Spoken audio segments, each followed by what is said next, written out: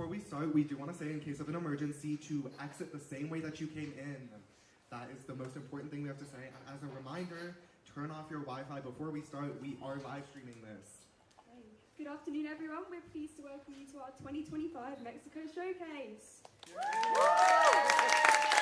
I'm Amy. And I'm Killian. And if this is your first showcase, or you've just completely forgotten this glorious tradition here, TGS, no judgment. We have been sweating, learning, and living in Mexico for the past 6 weeks, making projects that we are very proud of. And today, we're focusing on those projects, the products, and the I totally did that moments. So, to kick us off, please welcome our first speaker, Maya, who's going to be presenting her mastery project, her personal project on her very deep interest on political science. And ladies and gentlemen, this time it is not as easy as rocket science.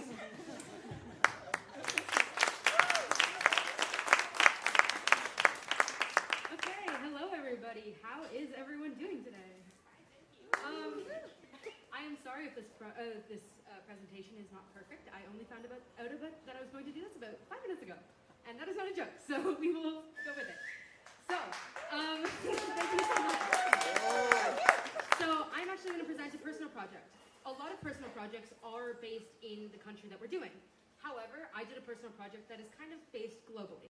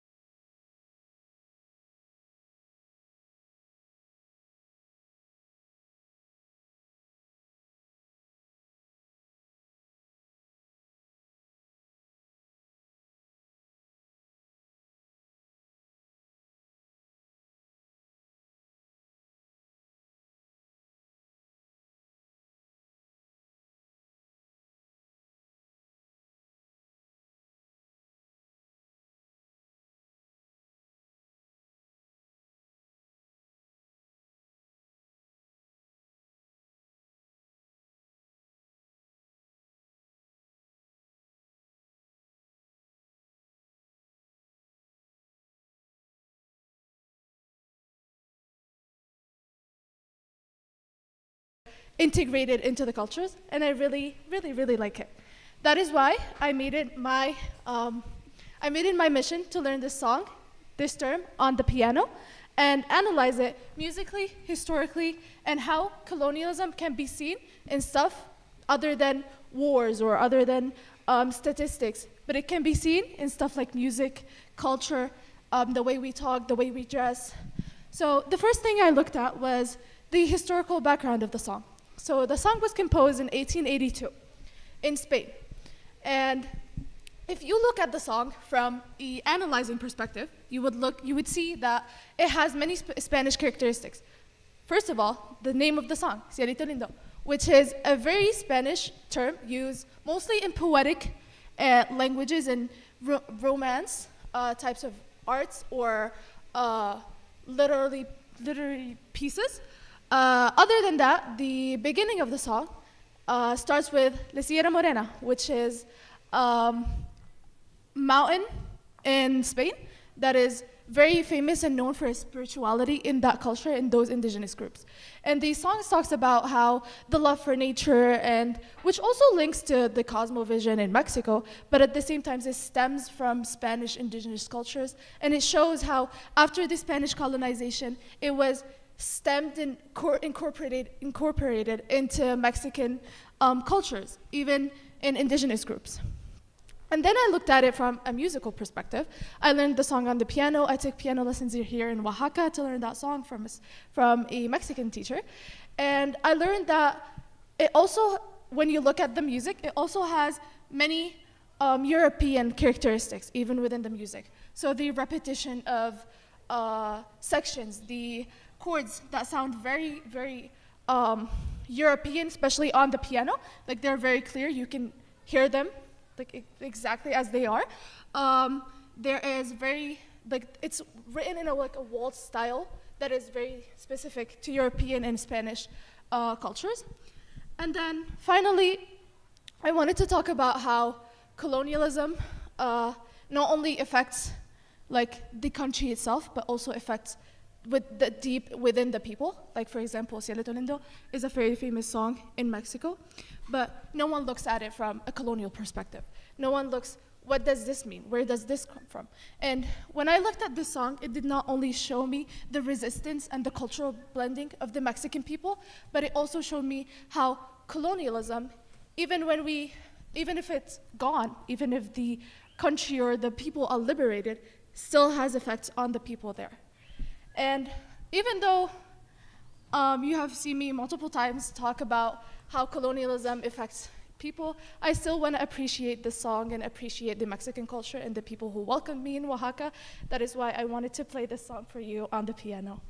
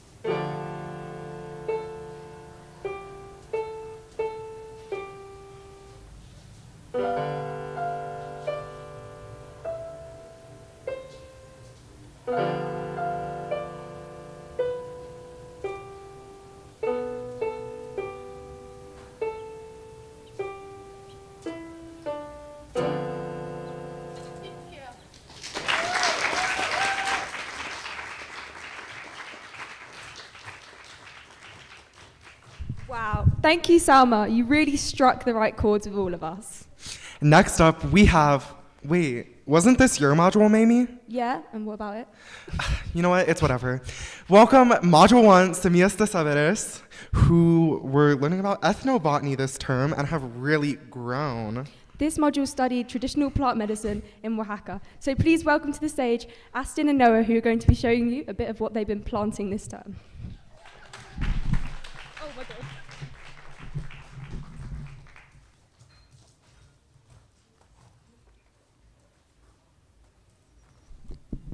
Okay, hello guys. My name is Aston, And I'm Noah. and today we will be showing you guys what we were doing in Module 1. Okay, but before we start our presentation, we have a quick question. Does anyone want a pretty face? Or does... Okay, whoever wants a pretty face, come up here.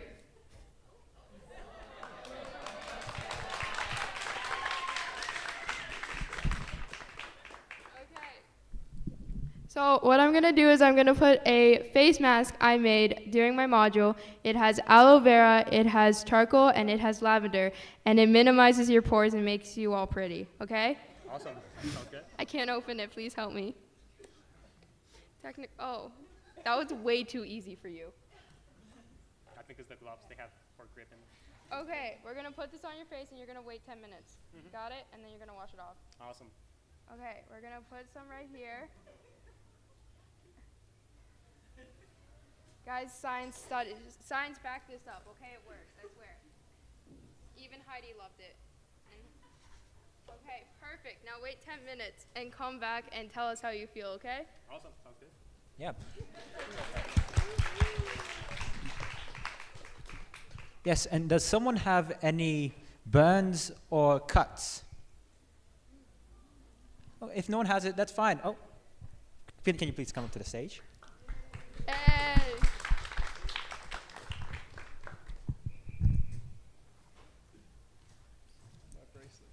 Oh, ow. Yes, the thing that I made is aloe vera gel. It's 100% aloe vera. It's very natural. Excellent. All right. Let's see how it does. Oh, it could hurt a little bit, but it's fine. No. It's Ooh. fine. And I hope it gets better. Thank you very much. I'll let you know. Okay, so while this was just a tiny presentation, this was what the majority of our time we were spending doing in our module. We were looking more into the word ethnobotany. Now, okay, there's no presentation, so you can't see the cute little pictures we put up. But ethnobotany is the process or the study of the relationship between humans and plants. Specifically, or you can look more into it like medicinally, which is what we mostly did. And throughout the term, we were looking at the relationship between humans and plants and how we were able to deepen our understanding. Yes, and throughout this module, throughout the 6 weeks, we have done a lot of things. But just to go through easily, in week 1, we became a plant parent. In week 2, we went to the caves, the seed bank, we went to the farms, the ethnobotanical gardens, and the Museum of Culture. And being a plant parent means transplanting a plant into a bigger pot and taking care of it the whole term. In other cases, we did so much when it came to plants and when it came to understanding the intricate relationship humans have with plants. Like Noah said, we became plant parents, and we had to actually kind of create a human connection to our plants by giving it a human name. My name was Prickalina because she had pricks all over her, and she liked to put her thorns in your fingers. I don't recommend.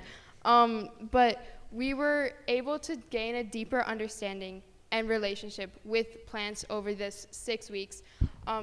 Like you said, we became plant parents. We went to caves, and in these caves we saw, these were where ancient Zapotec societies were living, and it was absolutely beautiful to see. We were in the mountains, and one of the most interesting parts of that trip was we were able to see cave drawings from thousands and thousands of years ago. Yes, and then after that, we went to Zapotec Seed Bank. and there was a lot of type of corn. There's the normal corn that we see, there's the red corn, the blue corn, and a mixture of all of those. We went to 2 different types of farms throughout our term. We went to a farm where they were growing corn and mezcal, and that is where we learned how to properly harvest plants and how to properly grow plants, as well as how to properly shuck corn. That was a lot of fun. And then we also went to another farm. We learned where we did a couple of workshops, and we ended up making our tinctures that you will be able to see upstairs when you go to our booth, and come to our booth because it's the best one. That's just facts. I'm sorry. Yeah, and later, that's the second week, and later that second week, we went to the Botanical Garden, and we learned about a lot of plants, but one of them that kind of was most interesting for me was the spiky tree, the pochote, that was used to make canoes and for giving sacrifices, so using those stones to cut your fingers and take out the blood from you. Very Fun interesting. stuff, guys. It was all light. It was all, just We didn't do it. average day. Yeah. Don't worry. No TGS deaths. Yes. Wait, can I see that? Oh, And sorry, then, that's why this is just. yep. So after all these amazing experiences that we did, we ended up finally starting working on our summatives. In our summatives, we had to create at least we had to use at least 3 to 5 different plants, while also creating an entire plant profile on them. And we had to use them in tinctures and in certain things like the face mask or the aloe vera gel. We went to a workshop at Terra del Sol, which was one of the farms we went to, where we were creating tinctures. It was so much fun, and it was really interesting to see how they're made. We learned that in order to make these tinctures, it doesn't take a lot. It takes a little bit of water, the plant that you want to make the tincture for, and sugarcane alcohol. Now, the most interesting part is it takes an entire moon cycle for it to actually, not be pure alcohol. So we have to wait a month, and then we each did it depending on whatever our wellness kits were about. For me personally, mine is for like a teenage girl, and also especially when she's on her menstrual cycle. So face mask for irritation. My tincture has a plant called ruta, which is great for period cramps. And I also made another tincture with coconut, ruta, and with mint, which is good for also period cramps and stomach cramps. What'd you do, Noah? My kit was more targeted to travelers. The 3 tinctures I made one was mint for kind of the smell and for helping the stomach. One is the aloe vera for cuts, and one was lavender oil for kind of calming yourself even in hard times, like getting lost in the airport. Yep, and I guarantee you with how our school is with losing passports and everything, yes, you are getting called out, Huxley. Love you, though. That traveler kit will be perfect. Now, that was just a little bit of what we did throughout these 6 weeks, and it was such an amazing experience. I know personally for me, when I was coming into this module, I didn't really know what I was going to expect. I grew up in the type of family where my mom constantly says, use plants, don't use medicine, it's better for you. And I constantly said, ew, that's gross, I don't want to eat that, please don't make me. And I didn't really believe that they had that much power. But after these 6 weeks where I started having to look more into it, I realized how much medicinal power these plants have that you will just see every day and that you'll most likely just walk by. But every single plant, unless they're poisonous, please don't eat that. We don't want anyone to die again. But every single plant has a story, and every single plant has some type of relationship between humans. Yeah. Yes, I'm going to change the topic a little bit. Talking about plant powers, we had a chance to go to a market. We had we had a chance to eat a lot of type of fruit and foods, and one of that was a twig. It's just a twig. Until you bite it, it ruins your day. Really. It kills all your taste buds. I had it before, and I am so mad at Ben for giving that to me. Yes. Thank you so much. Yeah, so if you want to try it and ruin your day, please talk to Ben. He's going to be at our booth.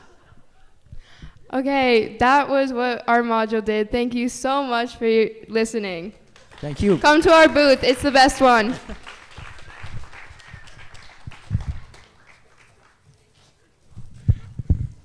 Thank you so much, Noah and Aston, for such an amazing and interesting presentation. Next, we're going to call up Sula, who's going to present her project on the beautiful traditional Oaxacan black clay barro negro. Fun fact, they do not glaze this clay at all. Nope, it's just naturally gorgeous, because why wouldn't a piece of clay outshine us all in its beauty?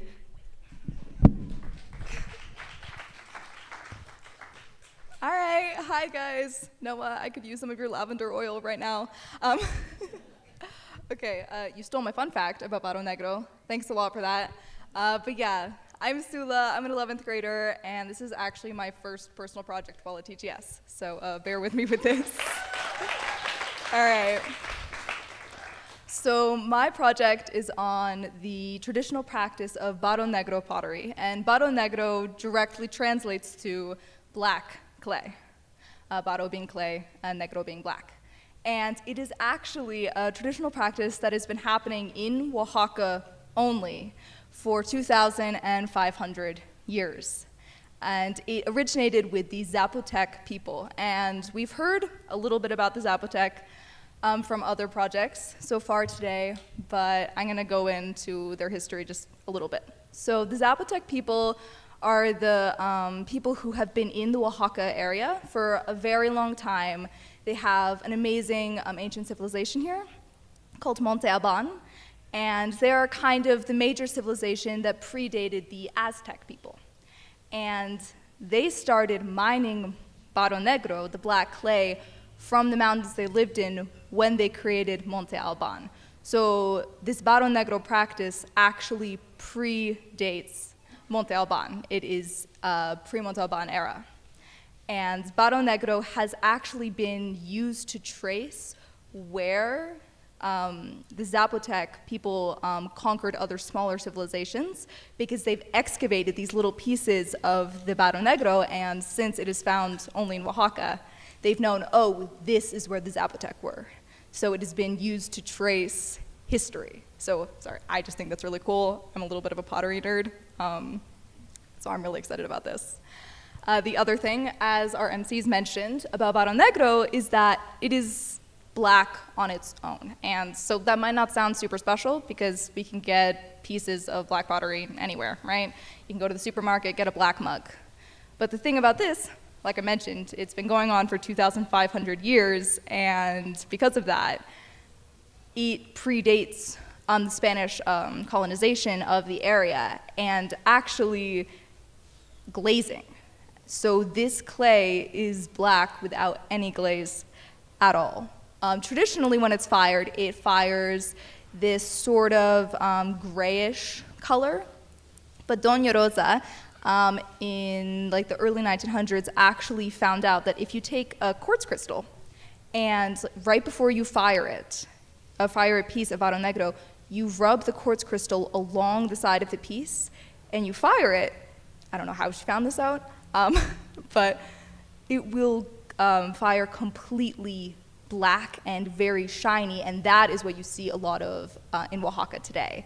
And so I ask you, any of you who are here, if you go out onto the street to go to any local like artisan shop, you will find pieces of barro negro. It is like an integral part of culture here. And it actually, that dates back as well, because the barro negro practice is a community-based practice. Back in the Monte Alban era, with the Zapotec, it would be the men, they would go out, they would mine the clay, they would be the ones who would bring it back, they would dry it, and they would refine it using bed mats, actually. And then the women would be the one who shape them and decorate them. And so it wasn't just one artisan would go and do the process, the entire community was part of it. Kids would be part of it as well. They'd be learning from their mothers, their fathers.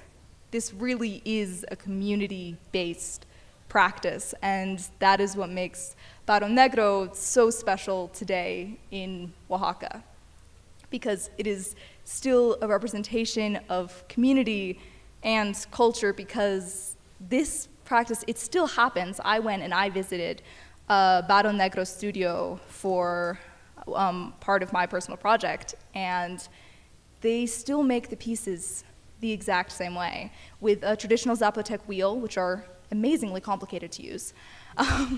It's like a small, shallow bowl placed one on top of the other, and you are actually spinning the wheel with one hand while you shape the clay with the other, which for anyone who has ever done wheel throwing, it is extraordinarily different and much more difficult, as I found myself. And you actually shape the piece in your hands before you put it on the wheel. But like, this practice is the exact same as it was 2,500 years ago. Yes, it's evolved with the times, the shapes have changed, the uses, but this practice, even the kilns they fired in underground as opposed to your traditional kiln, which is now above ground, it's all the same. And so Barro Negro isn't just a creative practice, even though it definitely is that. It is also a form of tradition and culture, community, and in a sense, rebellion as well, because even though the Spanish came and they colonized the area, and as we've heard, it impacted many creative forms, Barro Negro has stayed the same for 2,500 years. So, yeah, that's my personal project. Thank you guys so much for listening, and I hope you get to see some while you're in Oaxaca. All right.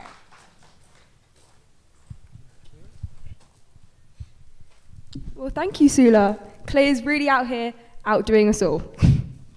Now, let's get ready for our last student presentation of the Mexico 2025 showcase. It's the girl who found Nemo and kept everyone swimming, Annie and her service project. Woo!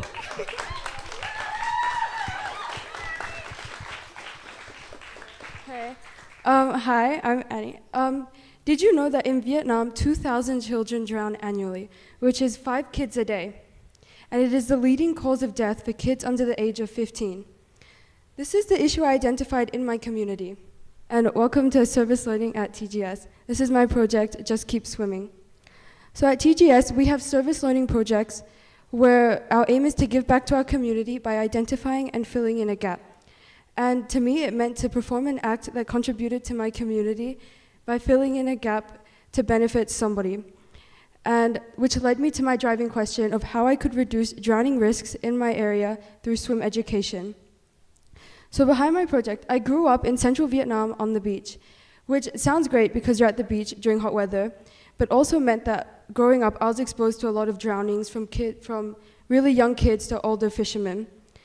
And most of my favorite memories were involved with the beach, but looking back, I can see how privileged I was to be able to swim, because there were many in my area who couldn't swim, who instead saw the ocean as fear and danger. So I approached my problem of swim education by hosting a fundraiser where I aimed to raise awareness about the lack of swim education in the community and to sponsor 20 kids to learn how to swim this summer with my organization, Swim Vietnam. I did so by hosting my fundraiser, where I joined with 2 business owners and the flea market, that are 2 well-known events in my community that usually host events. Through my project, I was able to sponsor 85 kids to learn how to swim and raised over 2,000 USD and had about 70 participants. I was also able to raise awareness about my issue and had the local news stations write articles about the lack of swim education and my organization that I worked with. This is very significant because my organization through COVID had also lost a lot of recognition in the community and a lot of funding, meaning less kids were being taught how to swim. I hosted my event this past break in early October, where I had, I think, 3 categories, so it could be more inclusive towards all ages, and it it was seen to be a fun day where, as a community, we can get together and do something good for those who are less fortunate in our community. I also have videos on YouTube if anyone wants to see. And a part of this was I also had 20 alumni from my organization who had gone through the entire program of learning to swim, and they were able to show the impact of swim education and how it had an impact on their lives. But my project doesn't end this year. The business owners I worked with and the organization I worked with have agreed to work together to make this an annual event. So annually, kids will now be sponsored to learn how to swim and have that opportunity that they didn't have access to. You can also still donate to my project because it's not over yet. Summer hasn't approached yet, and you can always donate 25 USD and sponsor a kid to learn how to swim this year. Thank you.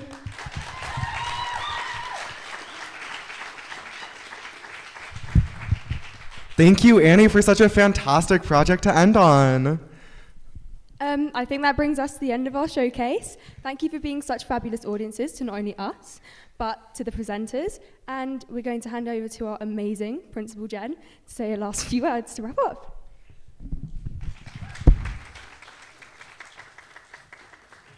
Oh, buenas tardes, everybody here today, and welcome to our showcase, or better known as our celebration of learning. 7 weeks. What a whirlwind. And we have managed in this short span of time to become ethnobotanists, activists, artists, explorers, storytellers, and community members here in Oaxaca.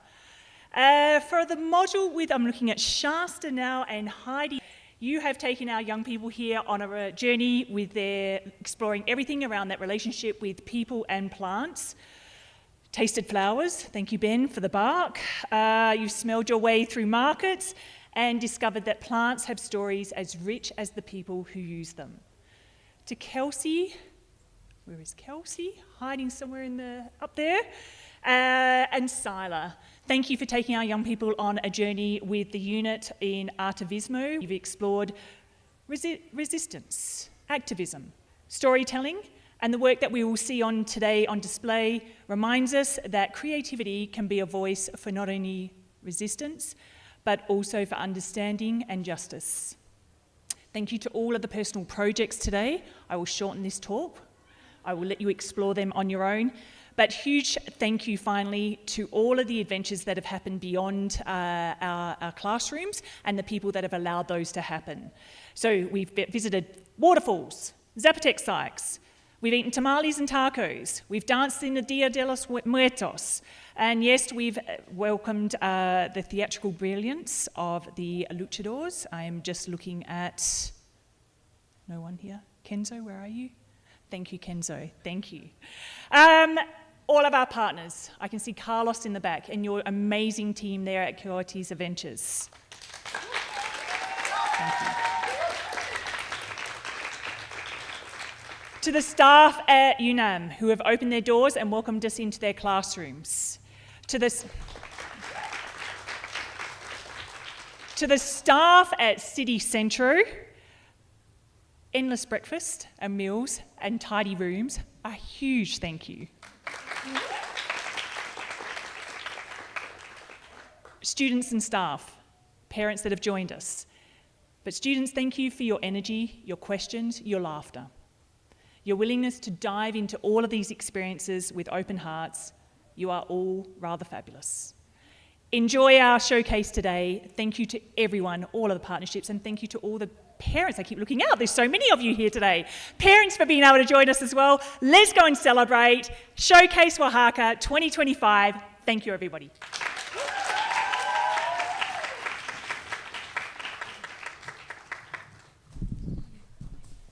Okay, thank you everyone. This was the presentation section of our thing. So we're now gonna move, we have the second module, which is going to be at a wall down the street. So I will give you instructions now.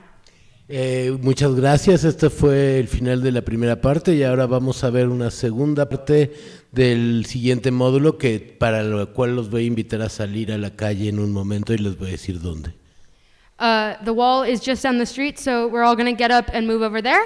And then in about 25 minutes, we will all move back over here for the booth section of our presentation. La exposición es en una pared que está justo un poco más adelante en esta calle. Cuando yo les diga vamos a caminar todos hasta allá, vamos a pasar más o menos 25 minutos ahí y después regresaremos aquí. Please take most of your valuables. I think, just take them if you want to see them again. I don't think anyone will come here again, but it is super safe, but just take them. Lleven sus artículos personales, no creo que nadie se los vaya a llevar de aquí, es súper seguro, pero para que estar seguros de volverlos a ver, mejor llévenlos con ustedes. Okay, please follow us out. Thank you so much. Síganos y muchas gracias.